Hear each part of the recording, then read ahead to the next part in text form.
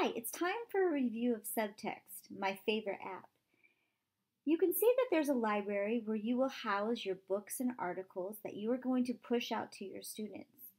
Next, you have messages, and this is a place for you to send and receive messages between you and your students. There's also a group section where you will make and create and join groups.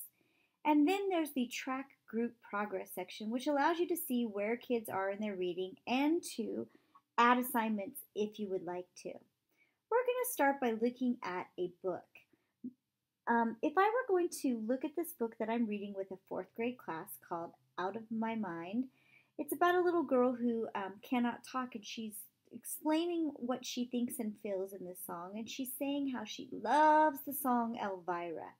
Well, because I'm a little older, I can remember the Oak Ridge Boys in this song, Elvira, but my students can't. So when they see this picture of me, they know that I have placed something inside of this reading. Here, I've placed the actual YouTube video to Elvira so that my students can enjoy the Oak Ridge Boys and understand why this little girl wants to jump out of her seat when she hears it. This is a great way to help kids get to comprehension. If I wanted to look at and ask them a discussion question, I can go back into the reading. I'm trying to find a picture. Oh, here's another teacher who has selected something. So I'm going to look and see what she's asked. She says, was there ever a time when you tried something and could not succeed right away? And her students are going to be answering this. And all of us are reading this together, so her students will get to see what other students in the New York class and another class in San Diego answer. It's a dynamic way to read. Now let's say we're trying to reach Common Core and we're trying to get an article.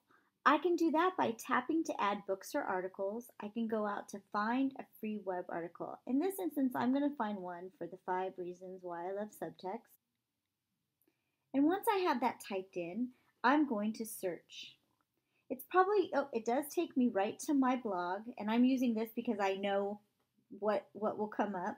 And you can see that there's a lot of other stuff around this reading. Once I save it to Subtext, it will strip it of all of that other information and make it look sort of like a book. And then I can populate it with discussion questions and comprehension questions to make sure my kids are understanding it. I'm going to add it to a group called Second Period. And then I'm going to close out. Now if I go back to this reading, 5 Reasons Why I Love the Subtext app, you can see that all of that is stripped away. And I have populated it with something that my students know is there.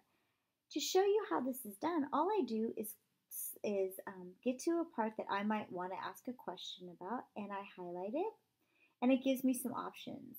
I can tag it with information, I can highlight certain important parts, or I can add a discussion question. And I do that simply by putting a question here. And then once I publish this, or I can ask a multiple choice, true or false, give a poll, whatever I want to do, add a web link, which is like the video I showed you earlier, I can publish this. Now there's a picture of me, and my students know I have added something to this reading. If they add something, their pictures will populate along the side as well. If I want to add a group, all I do is go back to my dashboard and tap on Groups, where you see the plus icon. I can then choose to create a group, and I would name it Practice, and just create that group.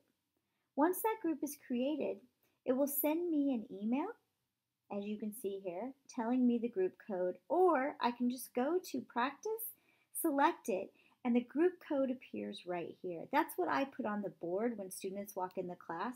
I can also manipulate this by putting another message in.